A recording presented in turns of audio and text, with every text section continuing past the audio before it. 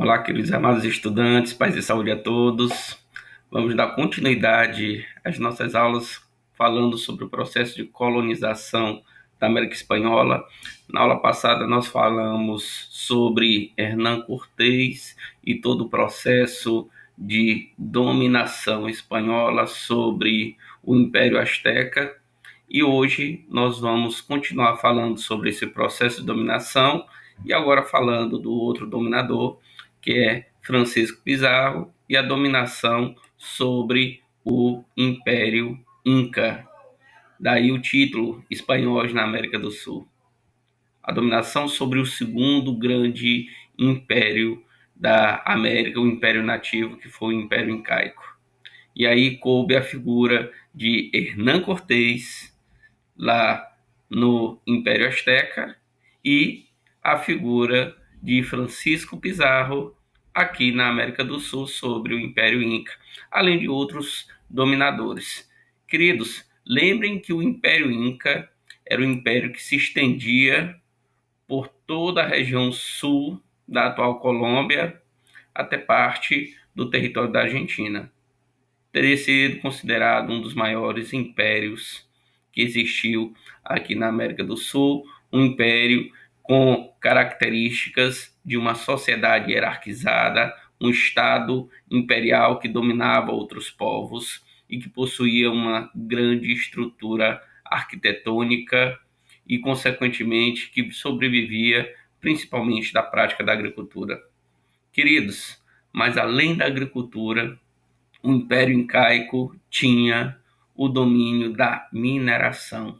E foi justamente isso que agradou os europeus. A ideia do metalismo, a busca por ouro e prata. E a região já era conhecida por ser rica em ouro e prata. E foi justamente dessa região que os espanhóis conseguiram levar para a Europa uma grande quantidade de metais. Prata, na região de Potosí, que era explorada com mão de obra indígena. Amados, quando a gente fala dessa figura do Hernán Cortés, como eu disse, a Espanha foi a primeira nação a dar o pontapé para a colonização da América, seguida posteriormente por outras nações europeias. Em 1528 eu já tenho Cortés, bem antes disso no continente americano, mas em 28 ele vai até a Espanha e solicita ao rei da Espanha autorização para conquistar todo esse vasto território do Império Andino. O Império Azteca já era do conhecimento de Cortés e, no caso, o Império Inca, que nos interessa aqui, ele já tinha conhecimento com algumas comunidades, mas principalmente com as comunidades dominadas pelo Império Inca. Daí esse pedido de autorização para dominar o Império Incaico. Lembrem que a autoridade máxima desse império era o Sapa Inca, considerado um representante divino, uma própria divindade, o imperador. E nesse contexto, queridos, vale ressaltar que os espanhóis já chegaram no império encontrando uma facilidade. Que facilidade? A Guerra dos Dois Irmãos. Uma guerra civil que estava existindo internamente. Essa é uma das características da guerra civil, um conflito interno, uma disputa armada pela posse do poder político. O que aconteceu? Quando Cortés chegou ao Império Incaico, ele encontrou esse império em disputa. A disputa entre os filhos do Sapa Inca, o Huáscar e Atahualpa, disputavam todo o vasto império que teria sido dividido após a morte do imperador Huayna Capac, que havia morrido em função da varíola, doença trazida pelos europeus, vale ressaltar. O antigo imperador Sapainca, ele era conhecido pelo seu autoritarismo, pelo seu rigor, pela sua violência com que tratava os povos dominados. Então não era uma figura muito popular entre os dominados. E após a sua morte, seus filhos, o Ascar e Atahualpa, vão disputar o poder. Queridos, eu não estou falando de uma guerrinha qualquer, eu estou falando de uma verdadeira guerra civil que teve aí um saldo de aproximadamente 100 mil mortos. O que nós podemos deduzir daí?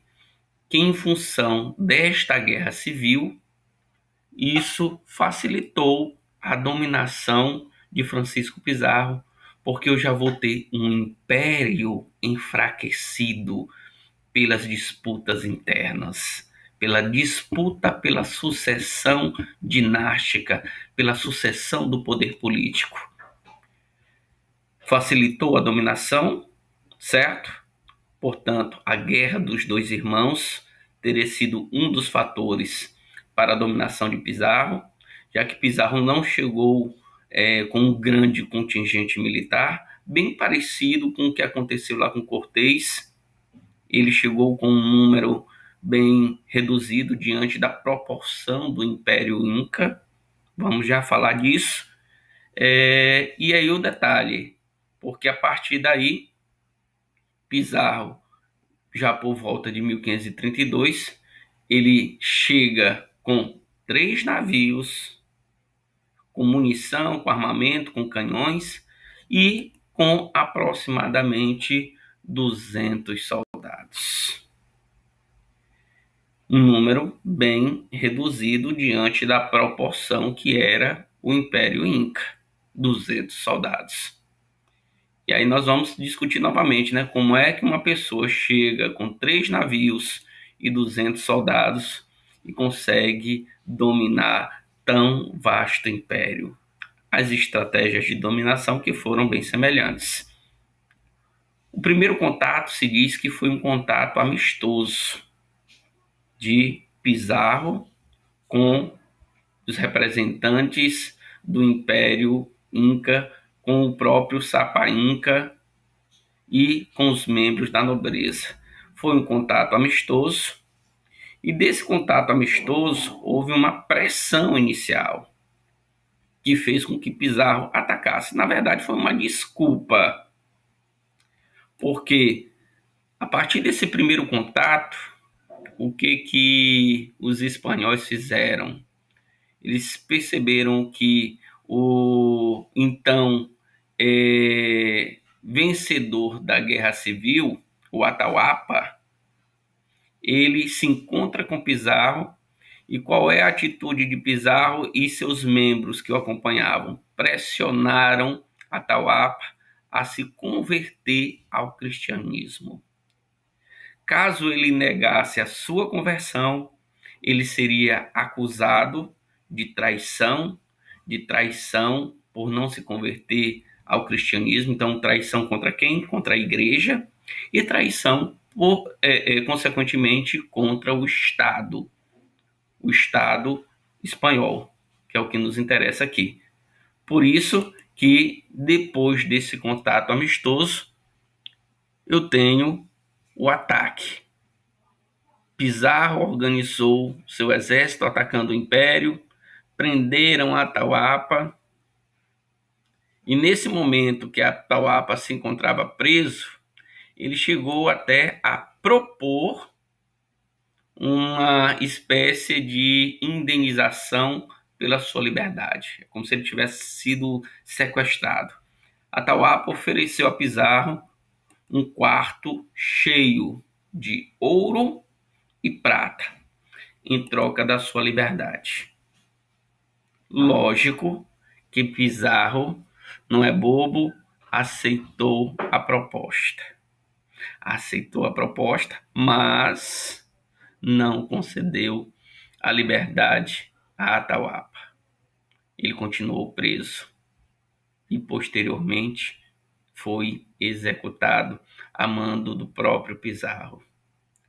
Depois de tudo isso, o que eu vou ter é toda uma organização.